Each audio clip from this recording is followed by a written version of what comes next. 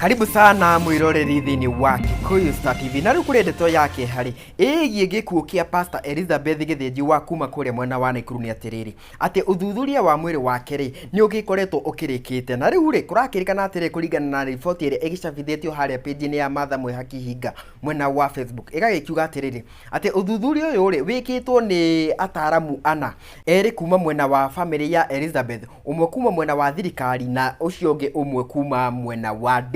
oho ne agithiete na mbere na agagitariria atiriri ati mugaro no ria kurakirikanaga ati mundu ugutwo Pastor Elizabeth aragikorwo akiuragwo ni muini uwikene ta Dishona. Riu kurakirikana ati Pastor Elizabeth ni kwiruta aragikorwo akiruta muoyo no riu akenya nyenda-ini cio kinyaneria ri ni makionanitie ati matikiiganire ni undu wa report ino haria angi magikiugite atiriri ati kwahota gugikorwo ati mbeca nicio ciragikorwo cikirutwo niguo uma wa ndeto ugikorwo ukihithirwo. Ririkana mundu ugutwo Dishona ni aragikorwo akinyitetwo ni maabitha a borithi na nginya agaikorwo agikinywo kuria igoti-ini mwena-ini wa Makandara niguo agitaririe gikuo kia Pastor Elizabeth. No riu kuringana na report ya postmortem irakionania ati kwahota gugikorwo ati Pastor Dishon he is a free man. Kuma guku kwa Kikuyu Star TV tugwithie na mbere tugikorwo tugifuatiria report ino niguo tukimenyekana uma wa ndeto ni ati Pastor Elizabeth ni kwiyuraga agikorirwo akiuraga. Nginya kahinda kangiri guku ni kwa Kikuyu Star